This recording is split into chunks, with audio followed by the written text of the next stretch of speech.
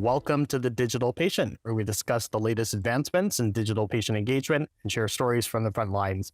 I'm your host, Alan Sardana, and with me, as always, is Seamless MD CEO, Dr. Joshua Liu.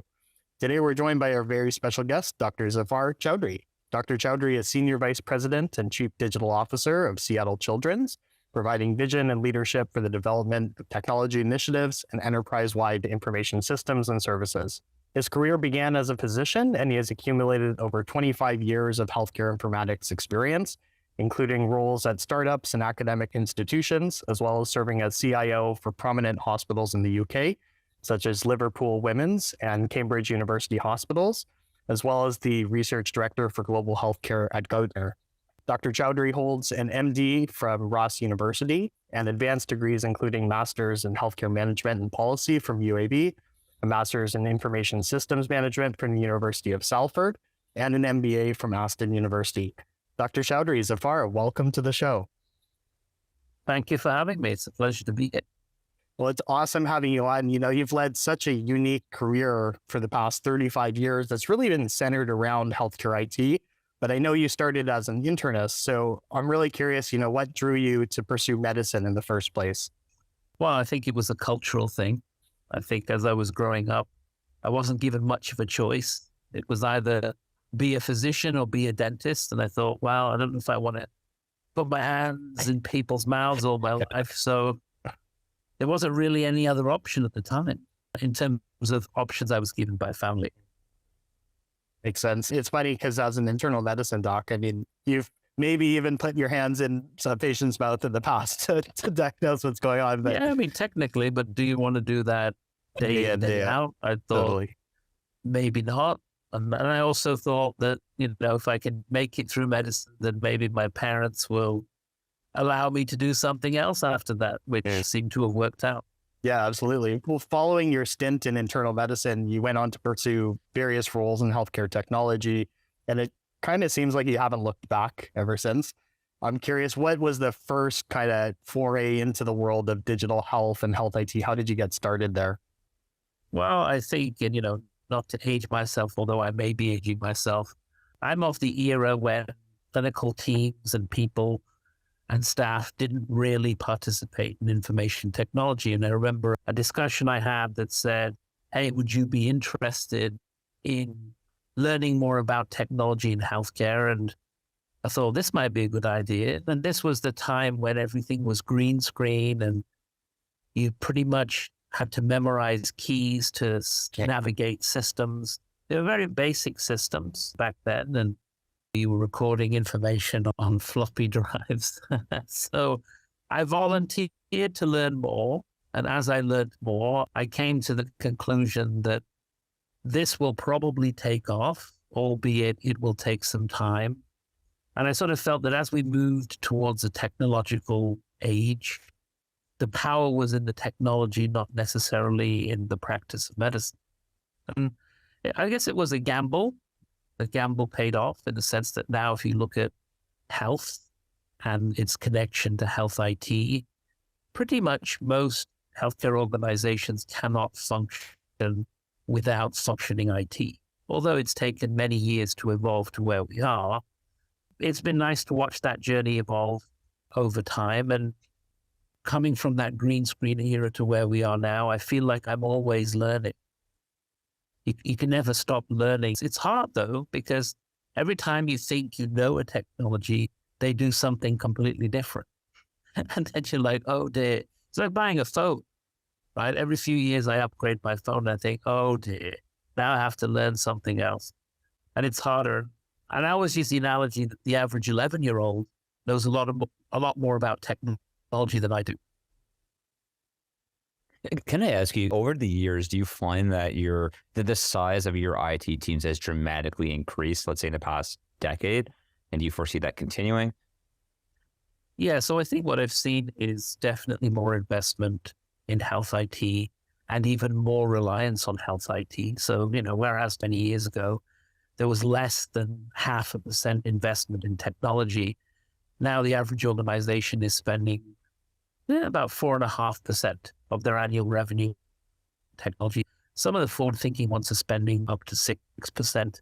of their annual revenue and technology. And that's a large chunk. Right here at Seattle Children's, we spend about 5% of our revenue on technology.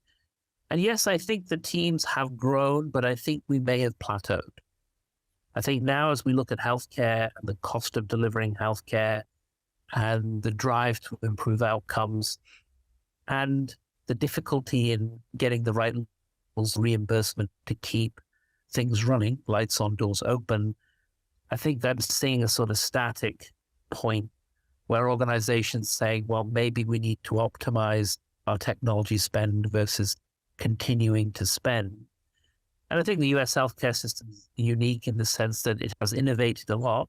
Lots of money has been put into new technologies, but it hasn't necessarily translated into the best patient outcomes. And certainly when you look at reports from, let's say, the WHO, we spend the most on patients and we're number 17 or 18 in terms of outcomes in the globe, whereas the French, the English, the Australians don't spend very much, but actually have some of the best outcomes. And that's the most important thing, right? Because if you look at a patient, as a patient going into a hospital, why do I go? I just want to get better, right? That'd be great that you give me 3 apps to track my care, but actually I just want to get well and maybe never use your app again, right? That's the goal here. You know, what's interesting is that you've actually had a very diverse career. So you've done digital health and health IT in the UK system. You're now doing it in the American system. And of course, there's difference probably in culture in medicine, healthcare, and even incentive structures for reimbursement. So I'm curious, from a digital health perspective, like what have you found to be the main differences between the UK and the US healthcare system? Well, I think the payment mechanism is one of the big differences. So typically the UK has more or less one payer with a couple of private payers, whereas here there's so many different payers, and then there's the federal government as well. But the largest difference is drive. So when you work in a publicly funded health system, the driving factors are very different. What gets the teams to work for such low pay? And it's pride. So what I see in the UK NHS is a massive level of pride.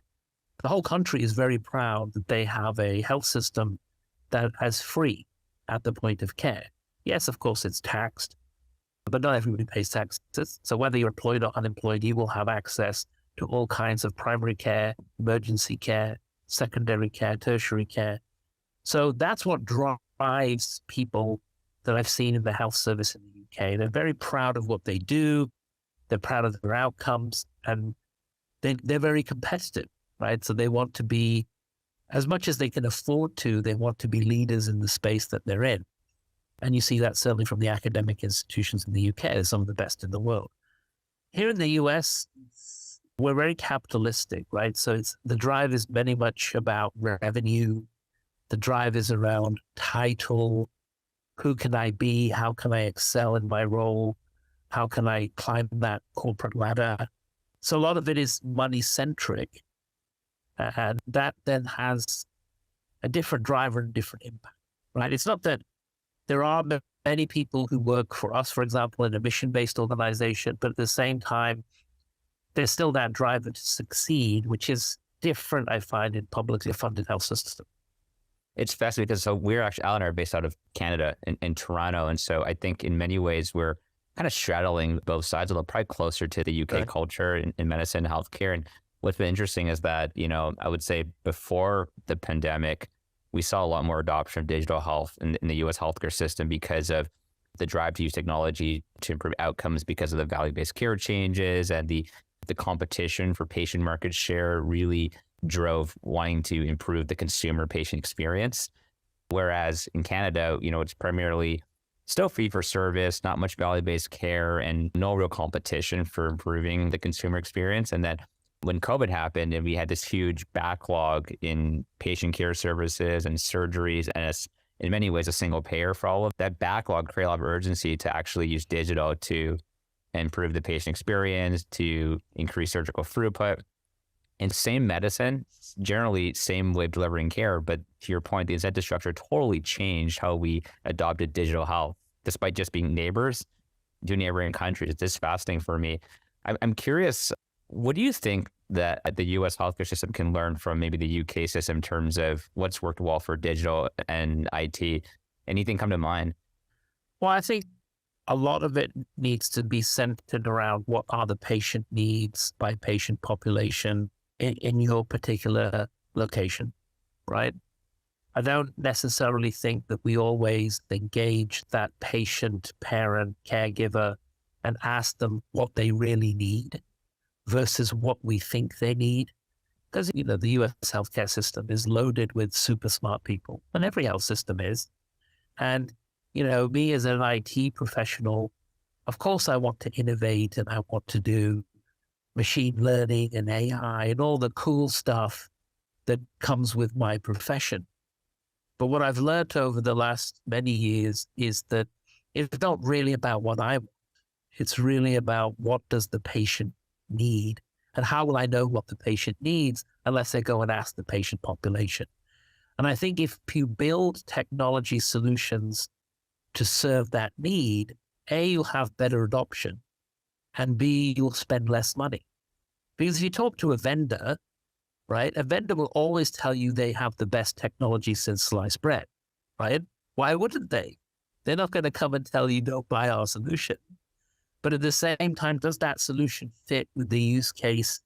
Or I like to say, well, what's the exam question? What problem are we really trying to solve with digital? And if you think about digital, I mean, it's like a running joke. What does digital really mean anymore? It's like digital transformation. What is digital transformation? Well, digital transformation is yesterday's continuous improvement, right? That's all it is. You put a sexy name on it, but the reality is not everybody needs an app. If I'm suffering from cancer, first thing I need is a great physician, fantastic nurses to care for me and get me out of that condition. Yeah, then maybe when I go home and I need to take care of myself and I'm by myself, an app would work. An app would remind me to do wound care. An app would remind me to eat at the right time. An app would remind me to take my medication, to go into my appointment. Yeah, and that would probably help because maybe I'm all by myself and I don't have that assistance. So therefore, an app would help that particular patient. But initially, what do patients really want? Access to care, right? So you mentioned that public funded health systems, Canadian, Australian, the UK, there's waiting lists. But guess what? There's waiting lists in the US. Try and get a primary care appointment in Seattle on the same day. You will never manage that. Certainly my access to my own primary care doctor is a minimum of 3 weeks. If I was to try and get primary care appointment in the UK, it's same day. My folks can do healthcare a lot in the UK. As long as they call before 8 a.m. in the morning, they pretty much get seen the same day. And if they get seen the same day, then they usually get some sort of care, which means they don't end up using the emergency room services, which is what we see certainly in the US, right? It's if I can't get access and I'm not feeling well, I'll try and run to an urgent aid. If they can't see me, I'll end up in the emergency room. And I'll be using the emergency room as a primary care solution, right? So yeah, that's where digital will help, right? If I can have an app that can tell me where the next available appointment is and time and location, and I can press a few buttons and secure that, then maybe I won't go to the emergency room and rack up a huge bill, which I probably didn't need because they're going to tell me I have a flu or a cold or a sore throat or strep or possibly COVID, which is really you can't treat. You just have to take rest. And so that's where you can see the value of pieces of digital, but it's not universal, right? There isn't an app. There isn't, as far as I know, there isn't an app for Seattle that tells me the next available primary care appointment in this city. It doesn't, because there's other complexities like, will they take my insurance, et cetera, et cetera. Will they get my medical records? So that's what needs to sort of shift, right? I think we really need to start shifting care by maybe using the digital tools to a more primary focus. Because you just need to see a doctor. Do you really need to see it in an expensive way? Probably not.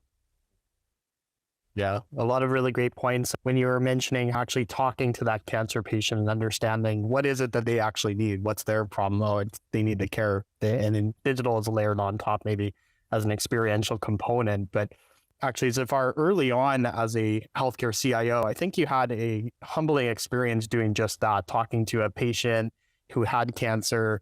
Could you share that story? Do you remember what story I'm talking about? Yeah, absolutely. I mean, how do you forget a conversation when you become a CIO for the first time and you're summoned to an oncology unit? It's not a place, that you want to go, but you go and then you talk to a patient.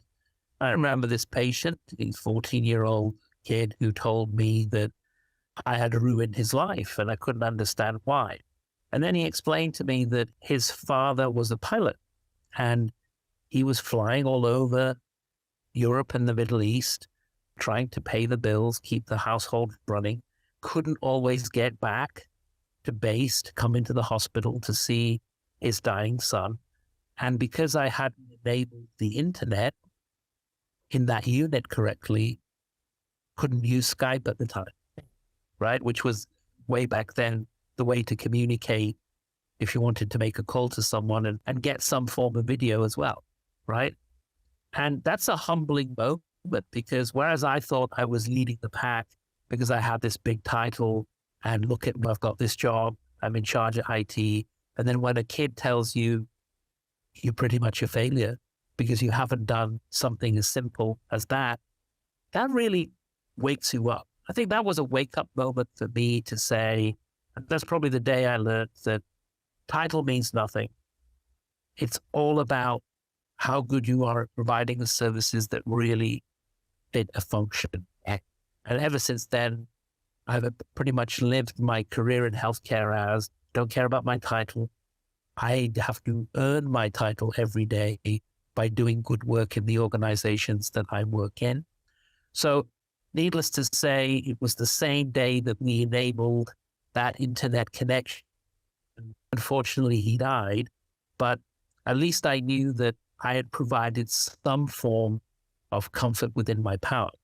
I couldn't help clinically, I couldn't help.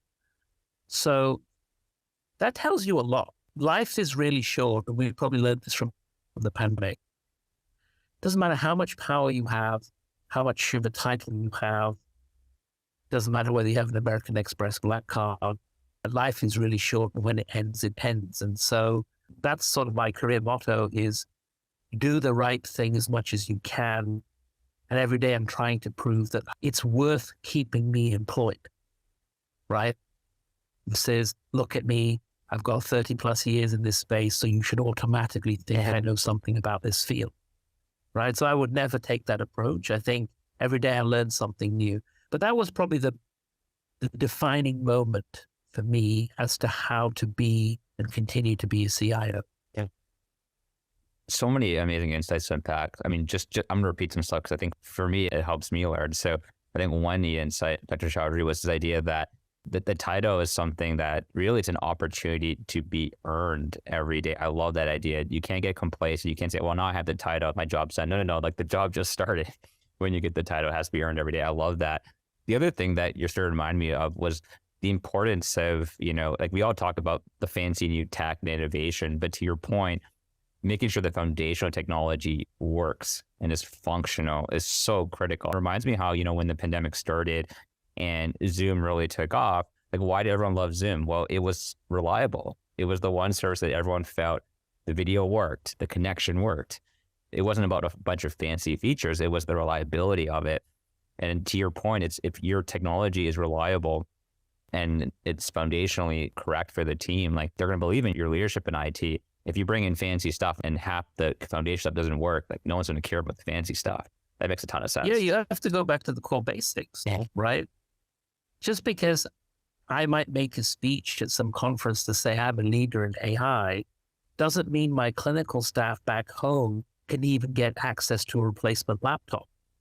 Therefore, I'm not doing my job, right? My job is to first make sure that my customers, whether they're internal or external, get the core basic things that they need. Systems have to work. Systems need to be protected. Systems need to be accessible. Long before I do any cool digital stuff or write the next app or predict the next crisis in healthcare. I need to fix the core basics. And when I came here to Children's, and I've been here just over 5 years, I wanted my team to measure the Net Promoter Score, which is an industry standard, right? Is my customer base satisfied or dissatisfied with the basic services we provide? And when we first measured the Net Promoter Score 5 years ago, it was minus 24. And the scale here is minus 100 to plus 100, right? That's embarrassing, right? I look at that and say, I may have just started, but I'm saying this department is failing because the doctors, nurses, and everybody else thinks we're doing a terrible job. We're not fixing the core basic things. Now I'm pleased to say that we just did our Net Promoter Score last week, and it's plus 38. Okay. Well, so that means we've done a lot of work to focus on the customer and delight the customer. That doesn't mean we don't do cool analytics. That doesn't mean, we don't have data scientists and we haven't done dashboards and we haven't done a digital front door application. We have done that too. But for me, that's the real test of a good IT function. Me as a doc, can I come in? How accessible are my systems? If my laptop breaks, if my PC breaks, if my printer isn't working, if my computer on wheels has got smoke coming out of it, how quickly will that be repaired? Will that compromise patient care? Because every minute a doctor or nurse doesn't have access to the patient information and the patient record is another minute we put that patient at risk. So at that point, it doesn't matter if you have a digital app, right? If I can't get to the data that I need. And so I've always run IT departments saying the first couple of years, I'm really going to have to dig deep and fix the messes, find out where all the bodies are buried and fix that. And then start to look at how we innovate, partner with the right vendors to come up with tools that will enhance that journey even more. But no point in having AI and a bot running in your org when the average fixed time for a laptop is 4 weeks. That's just horrible. yeah. So leading a major pediatric hospital, I'm curious, do you find that your approach to digital is very, very different than when you were working in adult hospitals in the past? Like what do you have to do differently leading the pediatrics piece? I think it can be harder in pediatrics because the external customer, the patient and the parent, well, put it this way, when you're treating a child, you're treating more than a child. You're treating their parents, their maternal grandparents, their paternal grandparents, their uncles and aunties. Everybody wants to be involved in that care, right? It's not as simple as an adult where you just tell the adult, this is what you have and this is how we're going to treat it. So the expectations at different levels are different. Like I said, the average 11-year-old, well, they're native in digital technology. The way I see kids use devices, I feel very inferior. I mean, I'm navigating my iPhone at a really slow pace.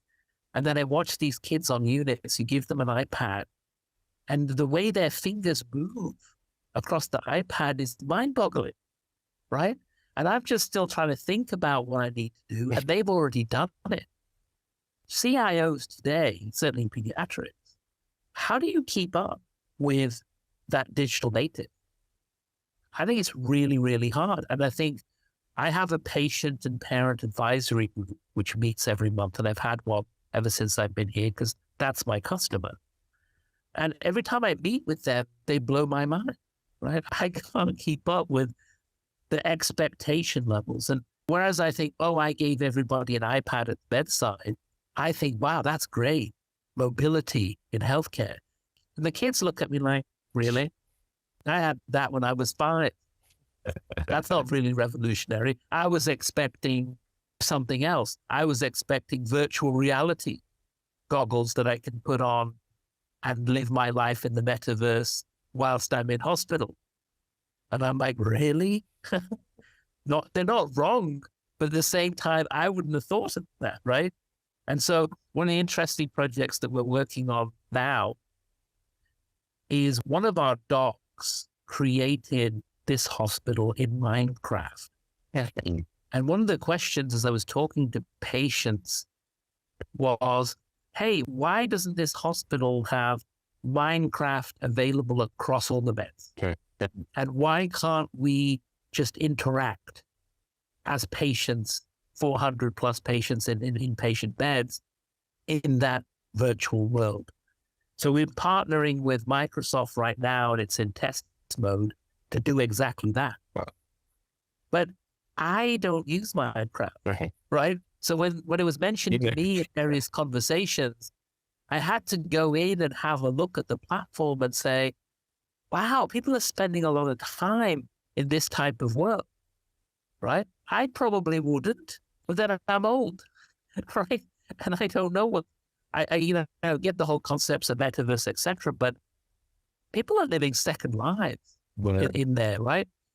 And so every day, like, I feel like people have taught me something. So that's one of the cool projects that we're working on, which once it's all stabilized, we will launch that. We'll probably be first of time to do that.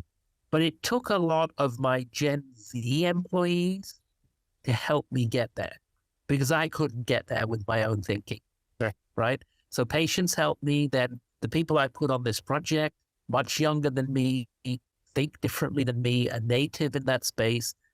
And they were immediately jumped on that to say, oh, this is a really good thing. We should really do this. Whilst I'm still scratching my head trying to figure out how is all this going to work? What does it mean? So, yeah. You alluded to your earlier point around the foundational things are the most important first. Let's make sure that we have that well-oiled. You're collecting NPS on that. You know, how is the internal and the external customers responding to the efforts that you're doing? And then, yeah, now we're layering on some of this newer, cooler tech that is confusing. Frankly, like I don't follow it either, the whole Minecraft thing, but yeah, I get it. You know, if I was a kid today, maybe that's what I would want to be doing. That's what, folks like Joshua will be thinking about, right? As you create new tools for certain use cases, I'm sure a lot of your engineers and developers are of the Gen Z era. And the way they think, the way they design, the way they code isn't how I would do. When I was doing BASIC and COBOL and, JavaScript, which had a structure and was really hard to do, people are thinking so differently now. I mean, now you have AIs that can write code for you. It's just crazy, isn't it? And so you being at that leading edge of digital, you're going to have to develop and design and think even more differently than me.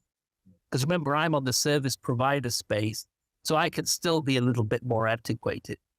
But for a vendor who's trying to focus just on this space, every day must be a really interesting challenge. Definitely. And it makes you feel bad. I've never played Minecraft. I've never used Snapchat. I've never used TikTok. So we're all in the same boat here. Okay. We're all relying on the younger folks to educate us. Yeah, exactly. Yeah, maybe in the future we need to add a Gen Z panelist to say, hey, with all these older folks who don't seem to get it, what do you think is that future of healthcare IT? Because that's really the generation that's going to drive the next level of innovation. It's not going to be me. I'm that old, but the newer folks are going to be the ones that really drive that thinking and what I would say the hospital experience looks like, right? It's so different than what I would have imagined and from where I came. I'm a physician of the late 80s, and that was a very different era versus what it is now and what people expect. Now, it was great when I could write paper notes. Couldn't even read my own handwriting back then. And now everything is, you don't even have to type your notes now. Now there's someone to help you called an assistant, a virtual assistant, right? So there's so many different things now. It's hard to keep up. Yeah, one day we're all going to get a chip in our brains and you can just think the note and it will document. Forget the scribe. Well, I think, we're probably at that point already where we can embed an RFID chip in your arm.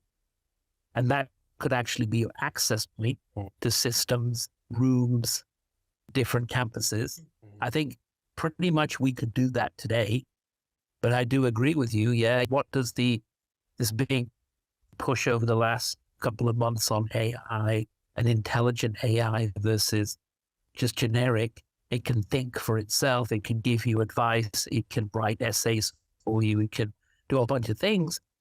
That's a scary time. Reminds me of the Terminator movie. Is Skynet going to take over? Right. Be interesting to see. Yeah.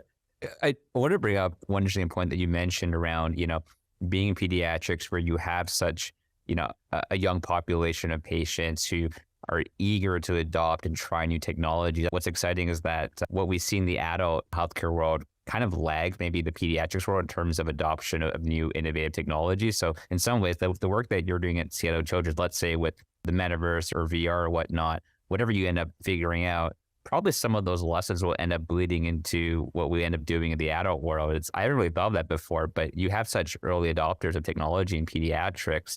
It's really the foundational ecosystem for figuring out what's going to work in the adult world in some ways. That's actually pretty neat.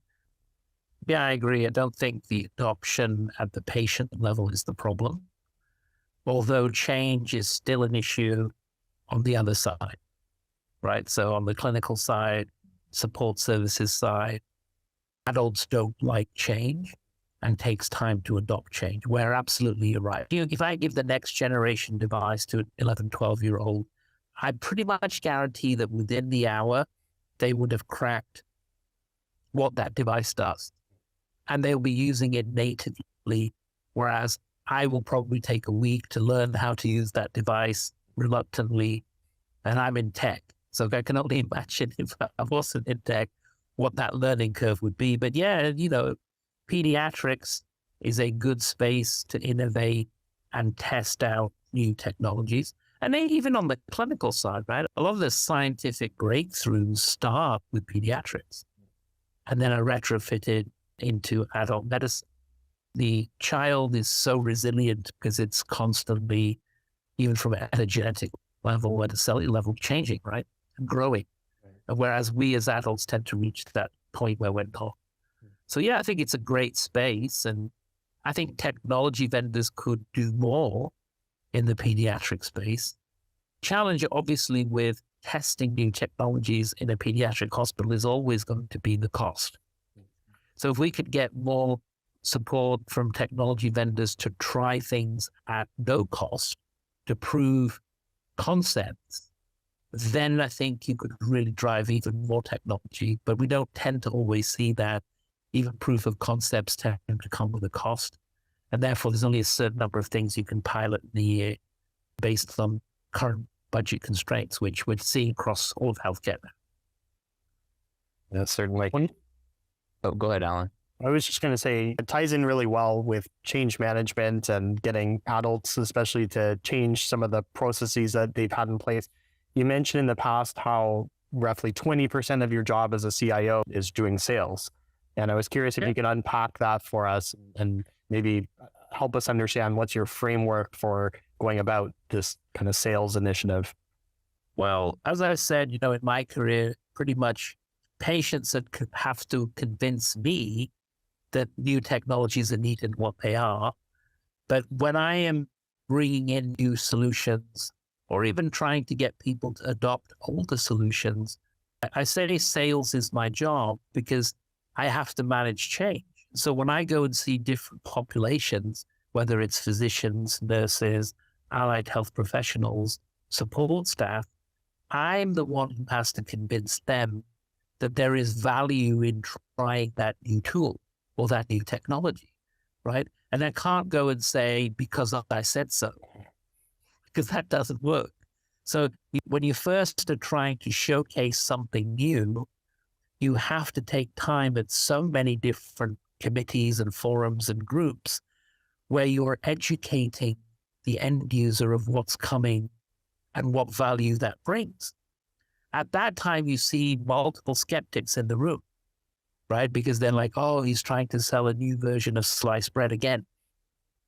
And then when you give it to people in their hands, then you have to be at the elbow, supporting that and still convincing the user that this is the tool that is going to help them. So that's why I always say that 20% of the job is sales, because you're convincing people, right, to do a particular thing. It's like buying a car. right? Cars don't sell themselves typically. Typically, somebody shows you the tools and then you buy because you feel like that's something you need, and maybe you don't need it, but they'll sell you on the fact that you need it. And that's what happens in health IT on a day in, day out basis. It's like a physician who's had the same laptop for 7 years and it breaks. It's very difficult to convince that person that they now need to take the latest model. Why? Because the buttons are in different places. The screen doesn't look the same, but my icons aren't where I left them because it's a new machine, right? So you're spending time configuring, helping, training, educating, learning. And then the hope is at some point, 80% of the people you speak to will actually start to adopt. So I use the 80-20 rule. In healthcare IT sales, if I'm a salesperson, I have to convince 80% of the masses that this is the right thing or right tool or right software to use. And if they agree, then I'm probably going to be successful. If I don't do that work up front, then that's when you have many software tools, devices that have never been adopted, that have never been fully embedded in the clinical community. So I always teach my team, that is your job, to manage that change, to teach, to learn, to educate, to encourage. And it's going to take multiple tries. So just because I went to a committee and said, hey, this new tool is the right thing for our organization, at that moment in time, 80% of the people are shaking their heads. And then after 10 attempts at doing that, you start seeing a few nods after people touch and feel the technology, etc. And it's no different for patient groups, right? If I go to a patient group and say, I've built the best digital front door app you could ever imagine because they can read your mind, they'll look at me like, really? How do you know? And so it's that constant battle. And it's no different than if you're a vendor selling a new technology to me, right? If Joshua comes to me and says, oh, look, we've created this new tool, my first reaction is going to be, oh, it's probably too expensive, right? It's not going to be, oh, I'm so welcoming, please show me, right? And then him and his team and engineers and all these people are going to spend hours, days, and weeks trying to show me why this really is something that will benefit my org. And maybe after that, multiple attempts, or what they call, a 12-month sales cycle, I might finally see the light and try to then bring it into my org. So it works both ways, right? Totally.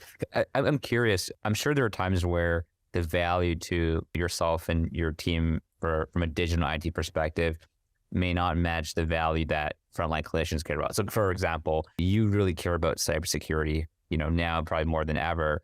But if you talk to physicians, they could care less about cybersecurity. So when you're bringing in something, let's say for cybersecurity, for example, but that solution is going to impact, let's say, the workflow of a data clinician, like how do you make that pitch? Or do you have to find some other value proposition that they do care about in the solution? Like, how do you think about that? Well, cyber's an interesting one because I completely agree with what you said. So I'm passionate about it because I know the impact of it, whereas the individual user isn't passionate about it because they just want to do their job.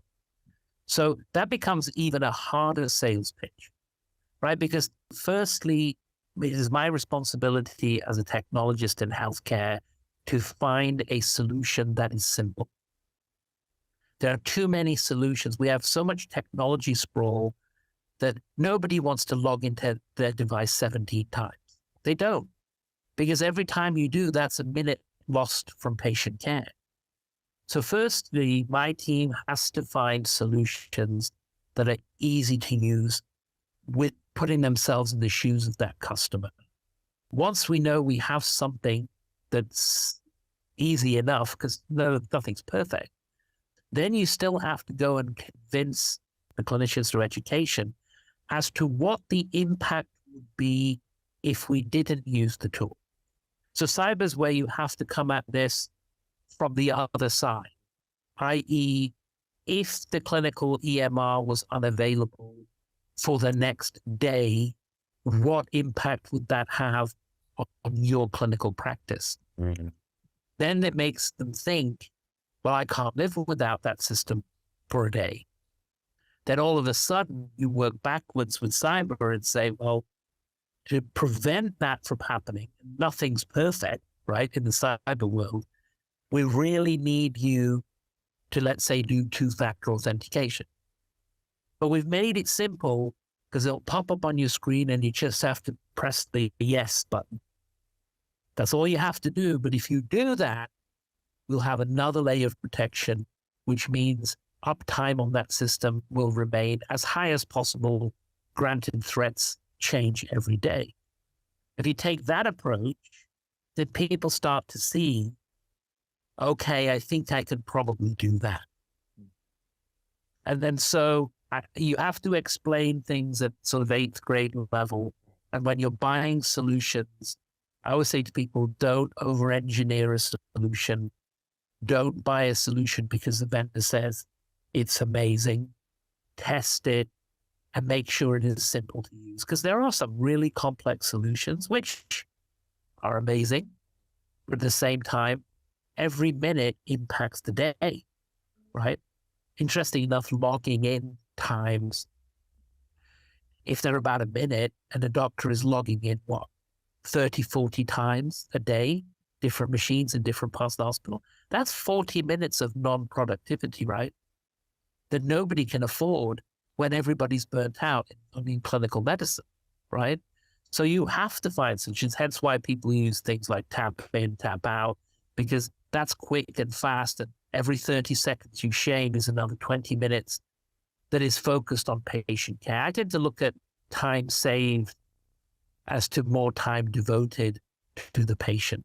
Mm-hmm. And so when you have that discussion with the clinical staff, they understand that because that's the oath they took. Right? That's the oath that good clinical people take, right? We do no harm and support the patient. They didn't come into medicine for billing and all that stuff. Documentation, they came in to take care of the patient. So with cyber, it's quite different, the sales model that you have to do internally, because you have to come at it from what if the worst happened? What would you do? Versus if I'm bringing in new technology, that's different because I'm actually selling it from a perspective of the impact it would have on the patient outcomes, patient experience. So it's more of a positive approach versus cyber. You have to come in with the negative. And because there's a lot of press where organizations in healthcare is a very highly targeted area in cyber, right? And there's value to stealing an identity through through patient information. Then there's many examples of what happened when systems didn't work for days on end and how much that cost healthcare organizations. Right. Yeah. One of the things that you mentioned, Dr. Chaudry, that I think speaks volumes about your focus on the staff experiences. You said, hey, yes, like this new tool will impact your workflow. We're not trying to hide that. But hey, you know what? We've really invested in making sure that we minimize that impact so that you know that we've cared and we've reduced the number of clicks or reduced the friction. And I think that's a very powerful message. It's not just, hey, like, here's a tool, deal with it. It's like, no, we put a lot of thought into this. That's really powerful. Yeah, I do that because I'm of the web era, right? So when the internet, sort of spun up and everybody used to talk about 3 clicks to get wherever you need to go. And I think we've moved away from that. Even if you look at some of the websites now and you're buying something, it's taking more than 3 clicks and it gets frustrating. But in clinical care, when time is of the essence and you need to get to that information, you still want to architect solutions in 3 clicks. It's no different than an app that you build, which you do build, right? The reality is, does your app get the patient to the information they need in 3 clicks or less? Or is the authentication alone more than 3 clicks? Right?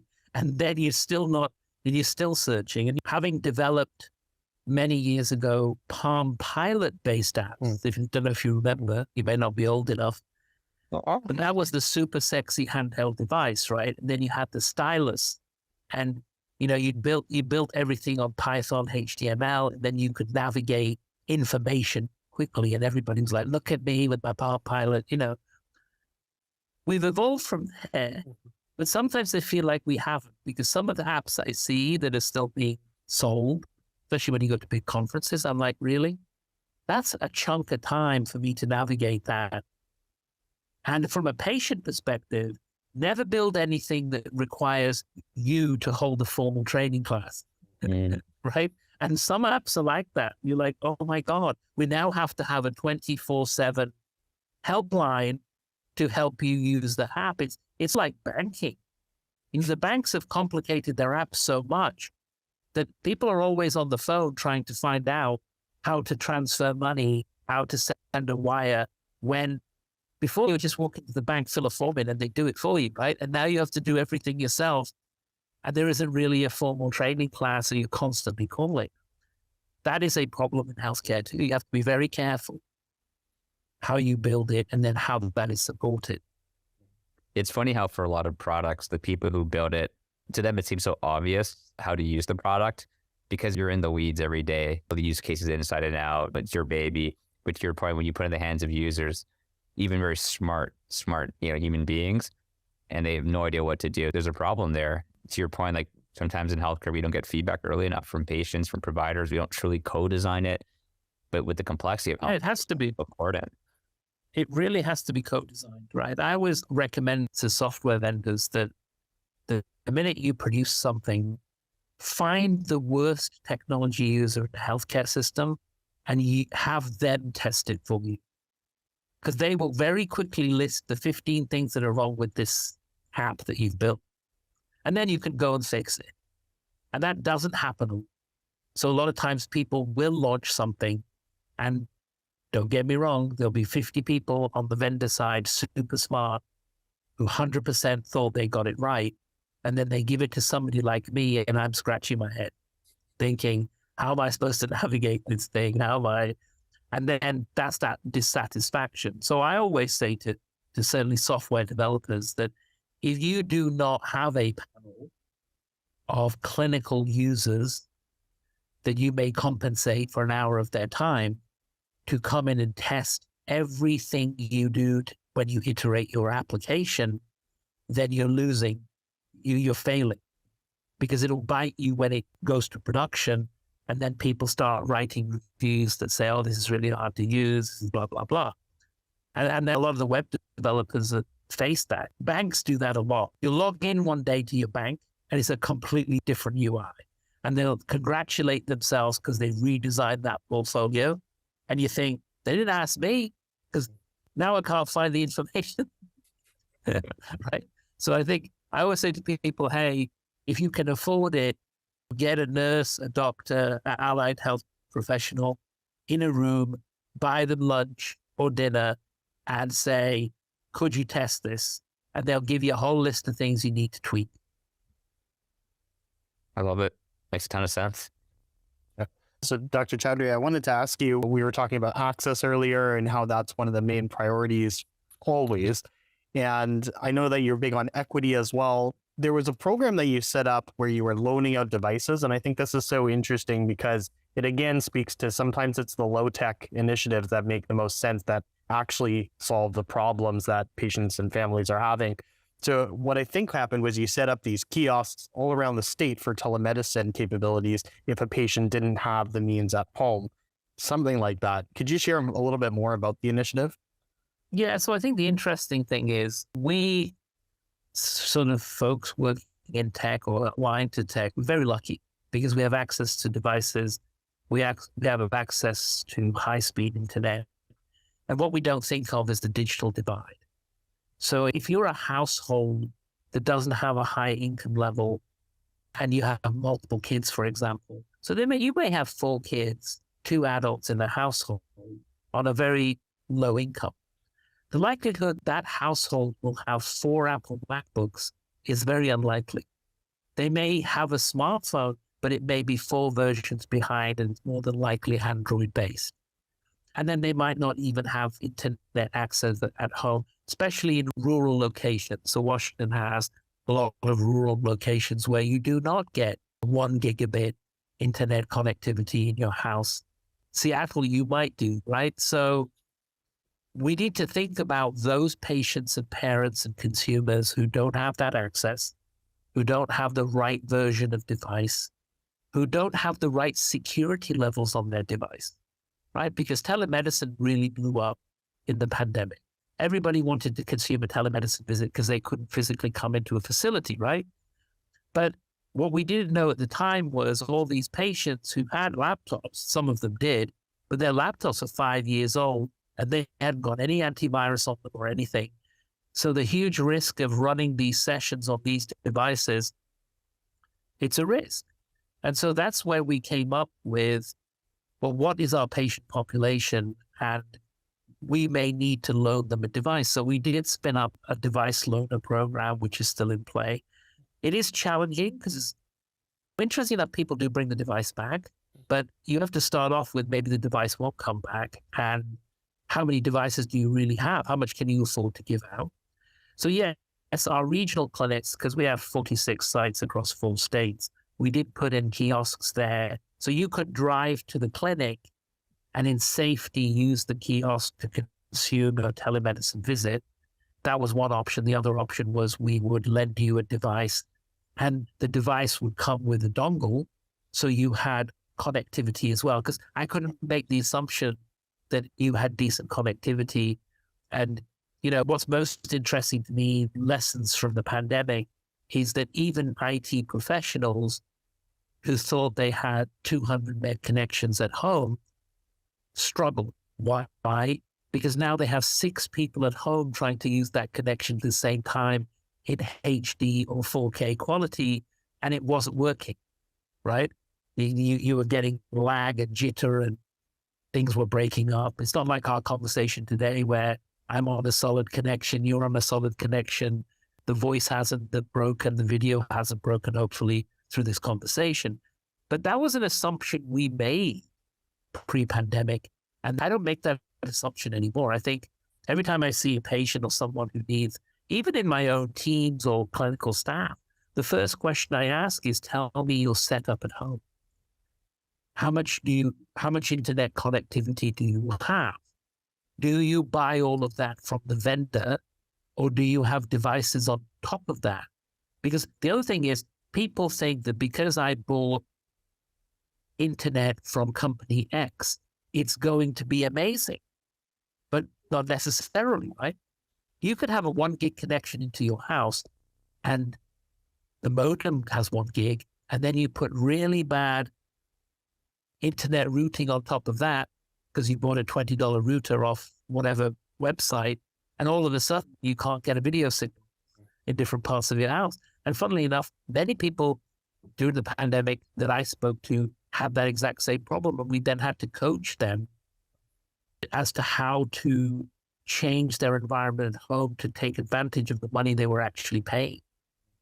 And we've also seen some value in, certainly at state level, where vendors have stepped up to the plate and offered low-cost internet access for people on low income. The states pushed that, and companies have supported that. That has certainly helped, but it hasn't helped in locations where there was no internet in the first place. And Eastern Washington, a lot of farming communities, and therefore they don't necessarily have the best internet connections as well. So it's all about equity, right? The other thing that we think about is there's a diverse population that we serve, and not everybody is technologically savvy. So you have to provide that level of support too. Just because you think you provided a laptop and mouse, don't be surprised if some of the older generation think that you're talking into the mouse, like my parents would. They didn't realize you actually had to move the mouse. They thought you had to talk into it. And that didn't do anything. So you've got to think of all those things, right? And then how are you including all the different communities that you serve in that process? And talking to communities is when you learn what the gaps are. So we learned the hard way through the pandemic that our assumptions were wrong. And I think even now, we are lucky that we can make assumptions. We have access to devices and everything else, but there's just so many people who don't even have access to the basics in our country. Healthcare being one of those, right? So if you don't have access to basic healthcare, and then comes in the social determinants of health, right? If you don't have the right food, the right diet, the right education, the right living environment, it's all going to impact your future. And it will all definitely impact your health. Those patients that don't eat well, and certainly kids in this country, many don't get an evening meal. They don't eat correctly, then they get ill. If you don't get people good education, they can't get a good job, then they can't feed their families correctly, then they get ill. So these are all things that I think is more holistic in terms of how you think about a pediatric patient. It's such a great point. And it goes back to one of your earlier concepts around, we can talk about all the fancy new tech and AI, but at the end of the day, if the basics aren't there, not just in, with the clinical environment, but in the patient environment, to your point, if they don't have access to high-speed internet or the technology literacy to understand how to use the basic technology, that access and understanding isn't there, all the fancy tech in the world isn't going to do anything because they can't even engage with the foundational pieces. So that's such an amazing and important point. We got to get the basics right on both the clinician and the patient side of things before we can layer on all the other stuff. I love that. Yeah. You have to think about what is worrying someone on a daily basis. So whereas you and we may be worrying about the next version of the iPhone we're going to buy, there are many families who are worrying about where the next meal is coming from. And if that meal doesn't come, there will be deficiencies. Deficiencies will lead to conditions in kids. They'll end up in hospital. They might not have cover for. Right. So I always say to people, you have to take a step back. I feel very blessed to be in the position that I'm in because I don't think about, I think about, what next version of technology am I going to buy next week? A lot of people I know and interact with don't think about that.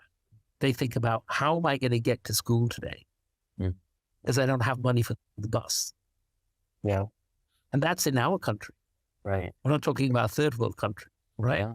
And so all of that impacts health in a way, which then puts pressure on the health system. And so when we build out tools, you're seeing a lot of digital tools focusing on those social determinants of health. They're asking those questions about your meals and your diet and your home situation. And that's where we are lacking because we can't help, right? It's really hard for us to build a viable food bank to help folks out, right? And so those are some of the unheard problems that may not be digitally based, but could be built into an app, right? Imagine an app where I say that I don't have an evening meal because I don't have access to the right food, and the app sends you a referral to a local food bank that they know is connected electronically and knows they have food tonight where you can go get it. That would be great, right? Because then I would go down there and I would go get my next meal. But right now, I don't know in the city of Seattle where the next meal is available for someone who can't get access to a meal. Wouldn't it be great if that was built into my healthcare app? Right. Yeah. That's a great point. Now, Dr. Chaudry, just being mindful of your time, let's flip over to what we call the Fast Five lightning round. First question we have is, what is your favorite book or book you've gifted the most? Well, my favorite books are usually children's books, and I like the Winnie the Pooh series.